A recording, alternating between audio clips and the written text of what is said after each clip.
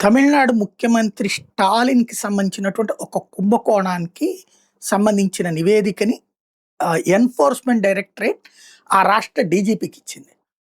ఒక్కొక్క ఉద్యోగానికి 35,00,000 రూపాయలు చొప్పున లంచం తీసుకొని మునిసిపల్ స్థాయిలో ఉన్నటువంటి పదవులు ఇచ్చారు అన్నటువంటిది. లక్షలాది మంది అప్లై చేసుకుంటే వచ్చిన వేలాది మందికి దగ్గర నుంచి డబ్బులు వసూలు చేశారు అన్నటువంటిది.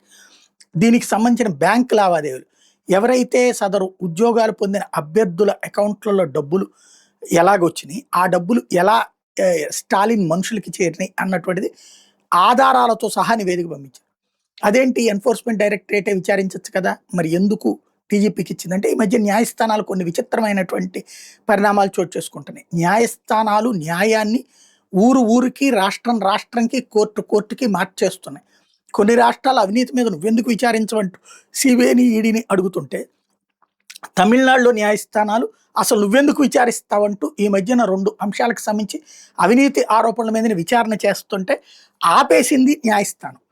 దాంతో ఇప్పుడు ఆ డీటెయిల్స్ని రాష్ట్ర డీజీపీకి పంపించింది ఎన్ఫోర్స్మెంట్ డైరెక్టర్. ఇప్పుడు రాష్ట్ర డీజీపీ దాని మీద కనుక చర్య తీసుకోకపోతే అప్పుడు ఏం చేయాలి? చట్టబద్ధంగా రేపు పొద్దున ఎవరైనా కోర్టుకు వెళ్ళి అదిగో ఇట్లాగ నివేదిక ఇచ్చినా ఏం చర్యలు తీసుకోలేదని వెళ్తే అప్పుడు జవాబుదారీ, అప్పుడు ఏమైనా సిబిఐ ఈడీకి విచారణకు అప్పుడు కోర్టు ఆదేశిస్తుంది. ఎందుకంటే కోర్టులు ఇప్పుడు ప్రభుత్వం కంటే తామే ఎక్కువని భావిస్తున్నాయి.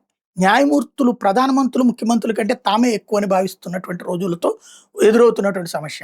అందుకని ఇదివరకు ఒక న్యాయమూర్తి ఒక ఊరికి ట్రాన్స్ఫర్ అయ్యి వచ్చారంటే ఒక హైకోర్టుకి లోకల్గా వార్త కూడా వచ్చేది కాదు, లేదా సిటీ ఎడిషన్లో రాసేవాళ్ళు. అట్లాంటిది ఇవాళ ఫ్రంట్ పేజీ బాక్సులు కట్టి రాస్తున్నారంటే న్యాయమూర్తుల్ని సంతుష్టీకరించడం అన్నటువంటి రూట్లోకి మీడియా కూడా వెళ్తున్నది. ఓవరాల్గా ఏదైతే స్పెషల్ పవర్స్ కాకుండా కాన్స్టిట్యూషనల్ పవర్స్ ఉన్నటువంటి కోర్టులు ఇప్పుడు స్పెషల్ పవర్స్ని అధికంగా వినియోగిస్తున్నటువంటి వేళ జరుగుతున్నటువంటి కీలక పరిణామాలు.